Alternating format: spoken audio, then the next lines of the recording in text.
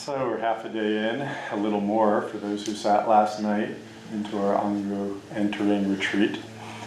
It felt and looked like very strong sitting this morning. A really good group, so thank you for throwing yourself in and the strong practice we each feel. So it's building. Susan told me after Samu that she was really eager to have the garden cleaned up, and there was a large crew doing the weeding of the garden and cleaning it up, and she said it looks really good, and she was especially wanting that because as you know, they do funerals here and they're affiliated with the natural funeral, so they spread the remains, natural organic remains, for people who choose it into the garden. And so there's the remains of several people out there now, including a young man. I guess he was 23 when he passed in a motorcycle accident. And she said his parents were coming today to go into the garden and to connect, with him. And I just saw them walk by the door. So thank you for everyone, who contributed to the work practice. It's very deep, the work that we do. Yeah, thank you for your deep work that we're doing here. Does it feel easeful to be in the walled garden of our Ango period? Does it feel like a refuge? Yeah, it does to me too. It's a very strong, protected space to be here with each other, with other people with the same intention. The monsoon that rages outside these walls, it's kind of a spiritual monsoon. People with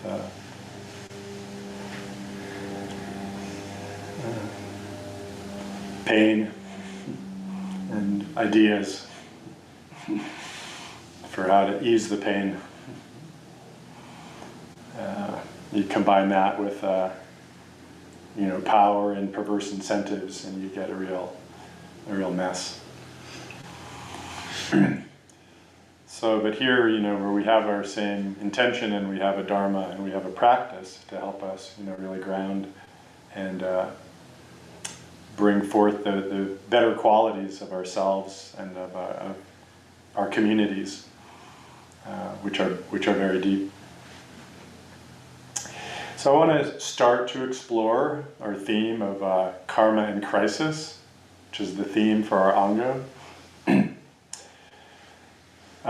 This theme came to me. I was walking with Miyoku a few weeks ago now, thinking about what the theme would be, and I had a few things that were alive for me. And she just said, she knows from talking with people and also from sensing, so many people just feel very disturbed with this chaos, that we're in the midst of, this very compounding crises that we have in the public sphere. It's a climate crisis, it's political crisis, it's a cultural crisis, it's, we're sitting here, less than a week or a week after like a major, you could call it a political assassination, the wars that are happening, and all of the kind of the craziness that's happening in the public sphere with confusion and lies and craziness. So, to call it a crisis is certainly accurate. Ongoing poly-crisis. But I don't want to focus on that to begin with here. I want to focus on the internal part of our work, always.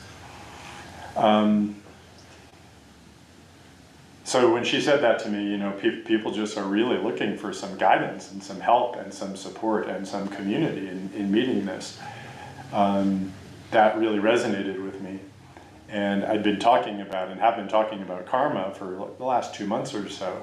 And I actually looked up the word crisis, and I saw that the definition where it came from the Greek, it's a Greek word, is from a medical context, and it's like that part of the treatment of a illness where you're going to make the decisive intervention.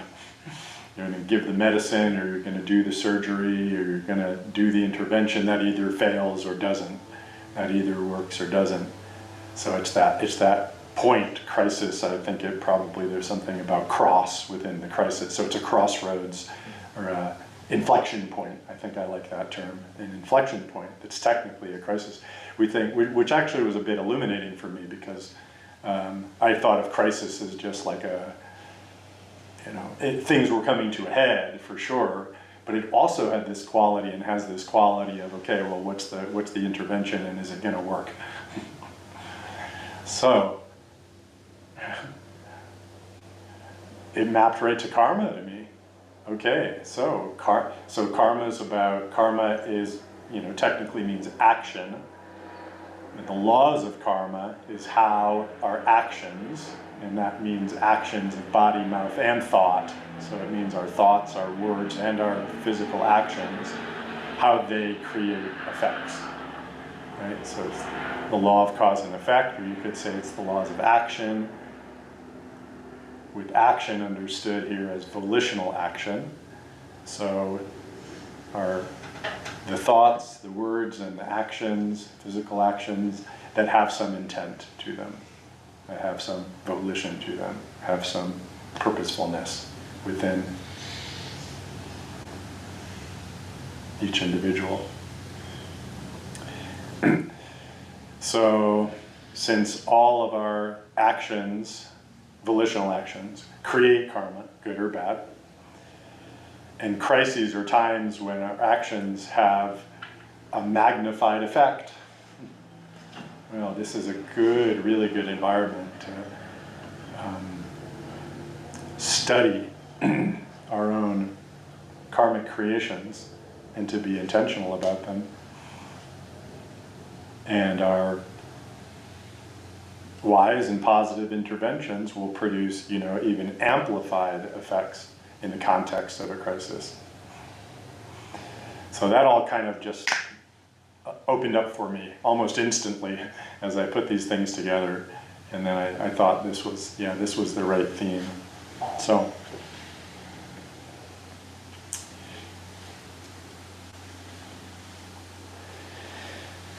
I want to encourage everyone to think of crisis, here, not in terms of what's going on in the world, but actually think of it of what's going on within ourselves. Right? And then to make the actions, make your choices in the context of what's going on with yourself. Because really, our dharma is that we can't meet the outside world with our greatest intention and agency and functioning without clarifying and embodying, our own deepest wisdom. Yeah. So that's really what our practice is about. The image that came to me this morning was, we're all kind of sailors in a big ship in a storm. And if you want to help, rig the sails or pull the sails down or whatever, the shipmen do during the storm, if you've got blindfolds on, you're not very effective. If you got a hand tied behind your back, you're not as effective. If you're crippled or wounded, you're not as effective. So you got to take care and clarify. So you got to see clearly, and you've got to strengthen your own ability to function in the world wisely. So that's what I want everybody to focus on, from the beginning here, is to look at ourselves and to see how your choices are manifesting within your own body-mind. So it is kind of interesting when you look at, and I think it's the Saripatana Sutra, you go back to the core of the Buddhist teachings on mindfulness. The Buddha was quite clear that the mindfulness practices were about studying cause and effect within your own system. That's what it was about. It wasn't to become calm, right? Mindfulness. It wasn't to become calm. It was to look at all of how decisions are made and acted upon within your own body-mind. Right? So if you look at it, you all chose to come here. And then you sit down and you choose to do a practice, and then within the practice, you keep making the decision to come back to your breath, or you come back to your koan. And with every one of those choices, possibility opens up.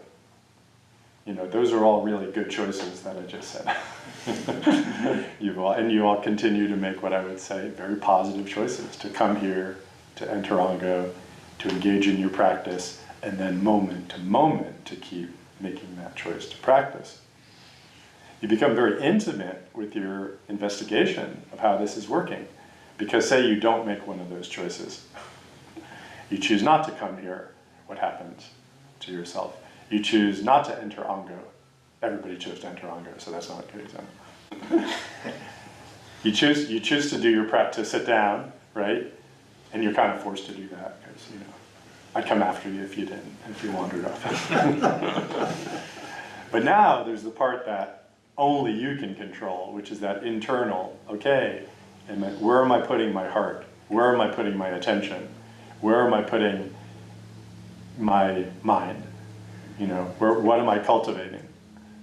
That's like a stream of choice that you're engaged in. Almost a stream of agency, right? So to get really intimate in what happens when you make one choice versus another.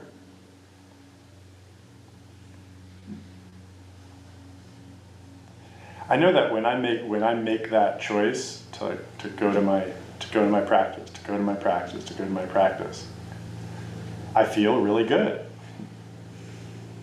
I feel good. Even if I make the choice to go into my pain, right? It ultimately, and sometimes very, very quickly, feels wholesome and positive. But if I make the choice to deny, or if I make the choice to avoid, oh, I'm going to turn away from that. Oh, I'm not going to pay attention to that.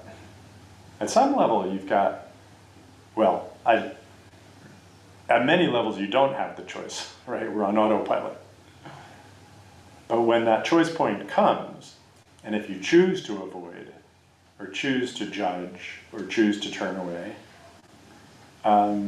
see what happens. Yeah. See what happens for you, if and when you make that choice. I know for myself, I end up feeling heavier, I feel more contracted, I feel actually more burdened and even more anxious whenever I make the choice to turn away from something, or to ignore it. Procrastination has this kind of quality too. I'm going to deal with that later.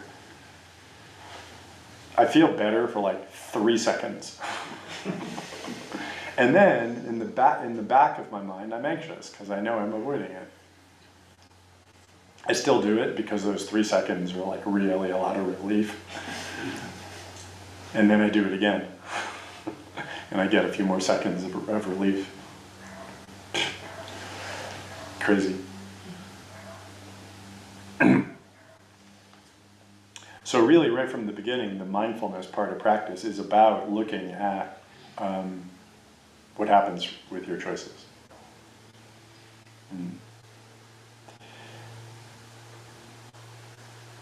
So now let's look a little bit deeper into that part, what happens with your choices. So many Buddhist teachings, and Dogen I think was the most maybe explicit on this, talk about the karmic retribution or consequence in the 3 dimensions of time. Yeah. So the 3 dimensions could be understood as past, present, and future. But he speaks about the 3 you could say time frames within which, you know, your karma unfolds. And he says there's immediate karmic effects, there's karmic effects a little bit further down the line in your lifetime, and then there's effects in future lifetimes. So this is really important, I think, to take in, you know, this teaching and to look at it, because we can get confused or we can get disbelieving, you know, that karma actually is happening if we don't see the results of our karma, right? I do good, I do good, I do good, I serve selflessly, I serve selflessly, and I'm still a wreck, and it's not having any effect. It could be, things can happen that way. So, you know, I recommend as part of our practice, you know, look at how things unfold for you immediately, you know, in the near future, how things unfold. And then the other part is for, you know, for the great mystery to unfold future lifetimes. So with the example of, you know, making the choice to come here, right?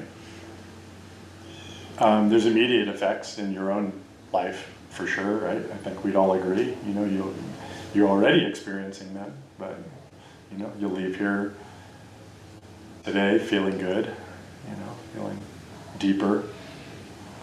In your life, you know, this practice allows you to be more connected, more intimate, more sensitive, more grounded, more aware.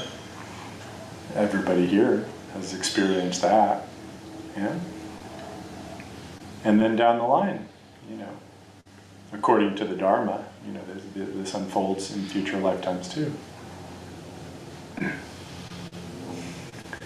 So there's a lot of power here. You have a lot of power right now. There's so much potential. That's one of the things that I want to bring out here in this whole Ango period, is how much power. And in fact, the crisis brings in more potential energy, more potential to exercise power because of those amplified consequences of our actions, which is what the nature of a crisis is. That means that every one of us has even more power, even more potential to have an effect on ourselves and others. Right?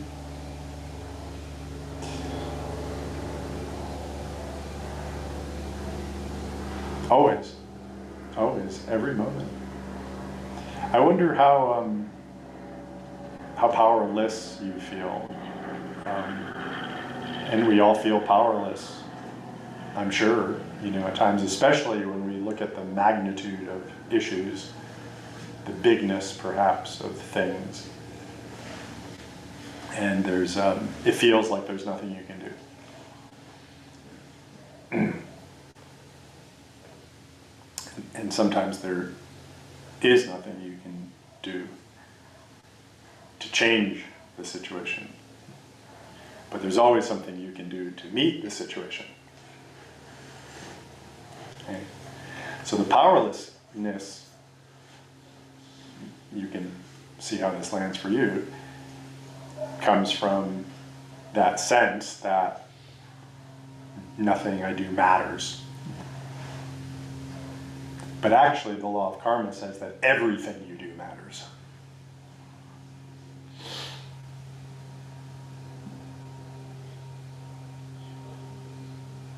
So that's certainly one thing that I want us to all appreciate, you know, more and more, is how much power you have in every moment. And if you're feeling powerless,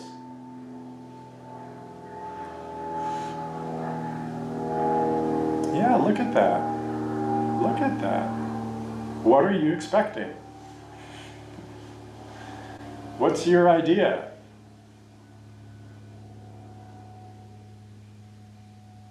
About what will be effective, right? Surely it's got some I need to do something that looks like this in order for it to be even meaningful. And it's, I don't think that's, I think it's everybody's experience here that little things make a big difference. They make a really big difference. So even, smiling at someone makes a big difference. Writing a letter makes a big difference. Adding your voice makes a big difference. Speaking your truth makes a big difference. Everything makes a difference. So, hopefully it's as simple as, if you're feeling powerless, just look at that and just question that. Really? Well, how about this? How about that? How about talking to someone? How about speaking my truth? How about connecting with someone? You'll see. Things start to shift with everything you do. In fact, even with your thoughts. You can take in more information. You can, speak to someone who has a different perspective. Maybe a more positive perspective, maybe a more emotionally intelligent perspective on your situation. And then your thoughts shift. And then the shift in your thoughts produces a change in your world. And the change in your world helps other people have a change in their world.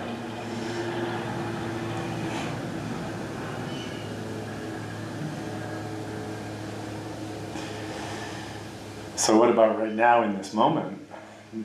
What about all the conditions that produce your experience right in this moment? Well, it's the result of karmic conditioning from the past, right? Across the three realms. So there's things that happened a few moments ago.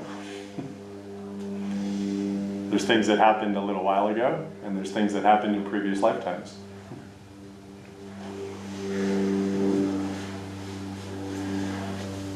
So, looking at that kind of second level, we're all here in this room, and we wouldn't be here if all of us didn't make the intention and then take the action to come here today.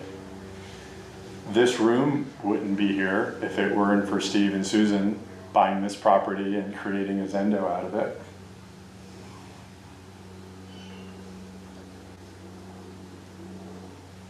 You wouldn't be here if your parents didn't decide to have a kid. Every one of us can say that. Anybody not have two parents?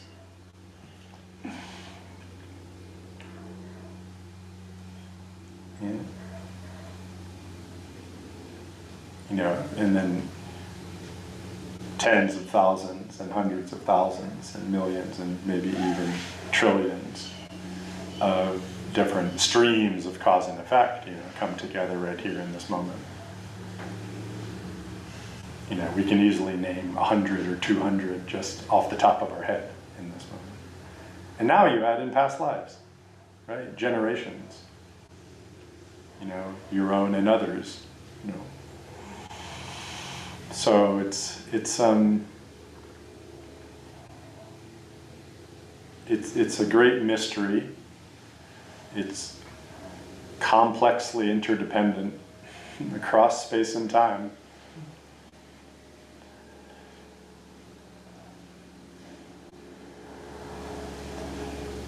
And I think for me, it calls for appreciation. Not to analyze it, but just to appreciate everything that brought me, to this moment.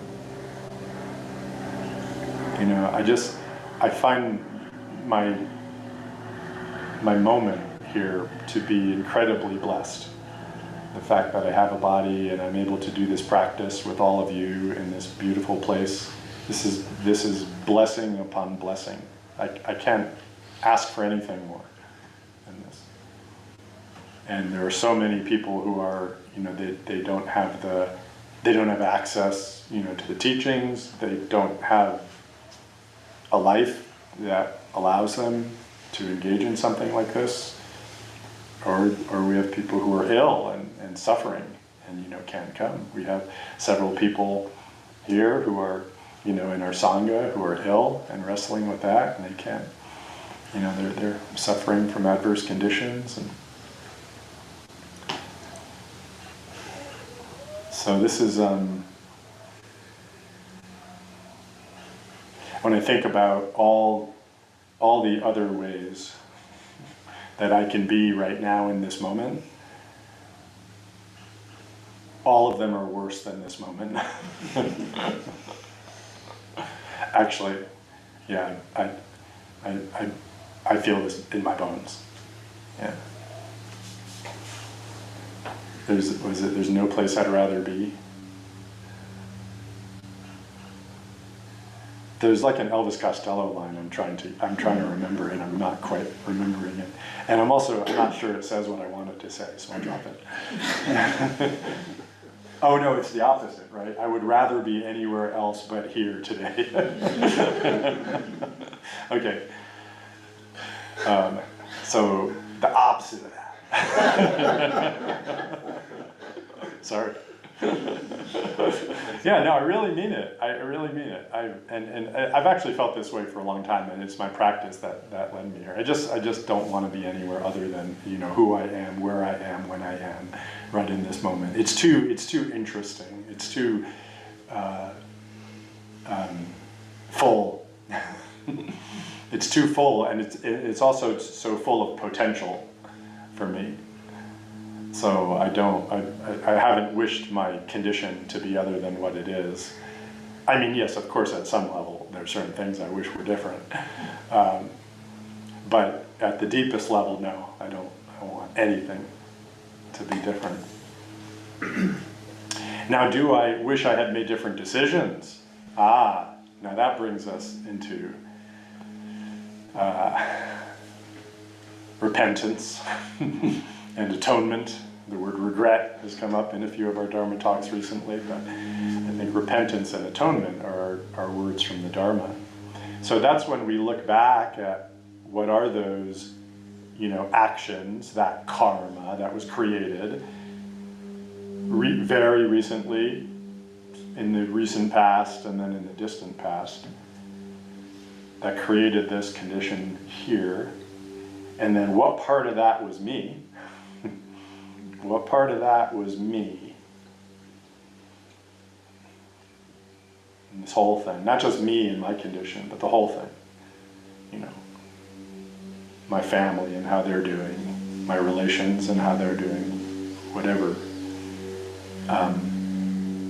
How much of that is due to decisions that I made in the past? And are those the effects that I wanted? Are those the effects that my vow, that my aspiration, my intention wants to bring forth?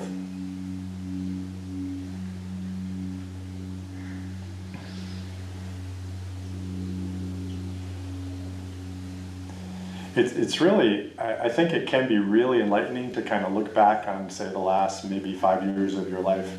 And we often have this sense of almost fatedness to our life, like these things happened to me, and then I made decisions in a way, you know, but I was just driving the car down the road, you know, the road was the road. I think if you really look back on your life, just say even in the last 5 years, you created this. You created your situation, like almost all of it, you could say. Right? So many of those, you were making decisions many times when you didn't know you were making decisions. That's certainly the case with me. I don't know, maybe it's the case. Maybe you're super hyper conscious and you know all the decisions you're making. Probably not. But I look back and I realize I was making decisions when I didn't realize I was making decisions. And then I look back and go, wow, yeah, I definitely created this. You know? That's really liberating. That's incredibly liberating and really empowering. So there's a line in Nietzsche's Thus Spake Zarathustra. Some of you may know of it or have read it. I kind of got into Nietzsche, like, you know, in a self-study way in my mid-20s. And so I was reading that book in something in a daze. And there's this section which has stayed with me ever since. It's really profound. And the section is actually called On Redemption. And in this section he says, to turn every thus it was into thus I willed it. This is redemption. To turn every thus it was into thus I willed it. So what's that? It's taking full agency. Everything that happened to me is because I kind of created it. Now I'm not going all in on Nietzsche here, okay? Yes, I willed it, will to power, God is dead. I'm not buying a lot of that stuff. He's too heavy-handed for me in a lot of ways. But this was really, this came out of the blue for me. It was really powerful, and it does tie in with the Dharma for me, right? Really you can almost do it as a thought experiment, actually. I found it to be pretty interesting to actually say, okay, everything that's happened to me, at some level, I manifested it. I created it. Yeah, just almost as a thought experiment, just like try that on. Go, wow. What do you get to drop? Blame, victimization. The world's out to get me. I'm so unlucky. If only I'd done this. Self-criticism. It's pretty good. You don't need that.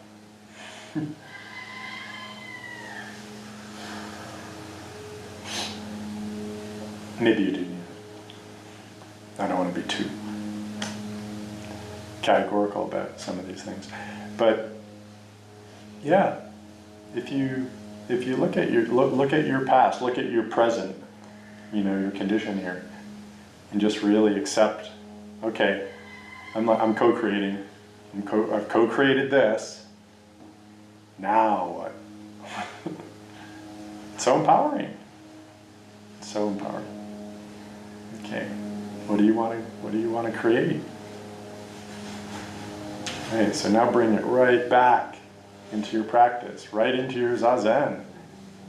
You're getting really intimate with this co-creative functioning that's happening all the time, and you're getting conscious of those decisions, right? So, we might be 99% on autopilot before practice. And then with practice, less and less autopilot, more and more conscious action, body, mouth, and thought. More and more, more and more, more and more. It's profound to shift that conscious agency into the, I don't know, I hesitate to say, oh, you can get to 80% or, but you can get a lot more. A lot more. Yeah. You look at those like really intimate things that happen within your body, and then the things you do about them, right? So Zazen gives you this sort of microscope on that. Right? You've got an itch, and if you're not sitting, you just scratch it without being aware of it, almost without thinking, right? But in the container of Zazen, oh, here's that itch. What am I going to do about that? And you feel it, and then you're at choice. Do I sit with it? Do I practice with it? Do I scratch it? That's the great empowerment right there.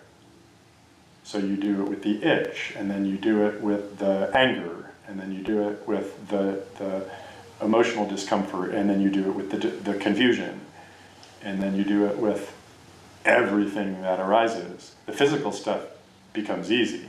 It's the emotional stuff that starts to become harder, and the mental stuff is a little harder, but honestly the emotional stuff is the most difficult. The physical stuff is easy. The mental stuff you learn to work with. It's the emotional stuff that becomes the material, the manifestations, the emergences that we tend to want to control or avoid or jump into. Adding all of that control mechanism to it. So you're bringing to consciousness the choices that you're making to do that, to avoid, to push away feelings, to intellectualize your feelings. Right? You start to see those, and then you become at choice with your feelings, with the emotions, as they move through. And then you see what kind of karma is created by that. Where does that lead? Where does it lead when you really feel your insecurity, when you feel your fear, when you feel your confusion, when you feel your anger, when you feel your resentment?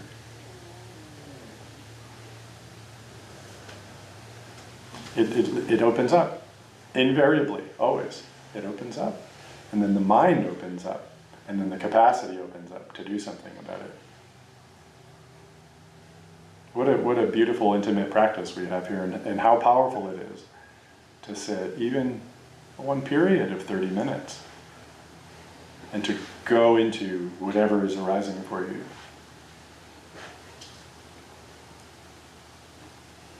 There's deeper and deeper levels. You know, you've got stuff that's stored there from being a child. You may have stuff from previous lives. You have stuff there from a year ago. You have stuff from last week. It's a great storehouse. Your body, mind is a great storehouse. Yeah. So much to explore. And we haven't even talked much about the whole collective space. So that becomes part of it too, because we're not separate from that. But here we get to be really, really with laboratory focus on our own body minds. And bring it here.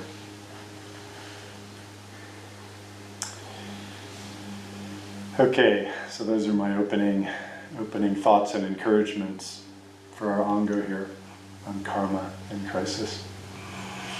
I really appreciate everybody starting this Ango off in a real strong way. I was very moved, I wanted to say that, really moved by our entering ceremony. I wasn't expecting to be so moved, but those of you online and who are very much participants here, and everybody here, it's a good group, it's committed. People coming in from out of state, new people coming in, who just like walked in, not knowing what they were getting into.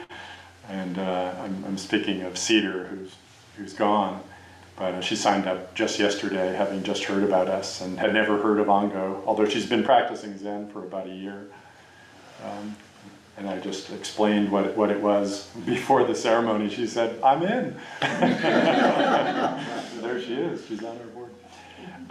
But all of you are just manifesting that spirit, and I've known some of you for quite a while. I've been practicing with some of you for decades, but the core group here for 10 years now, and I'm very grateful for the sangha, that we have here. It does really feel like a refuge, and I hope all of you feel that way too. Yeah, so let's enjoy the rest of our session.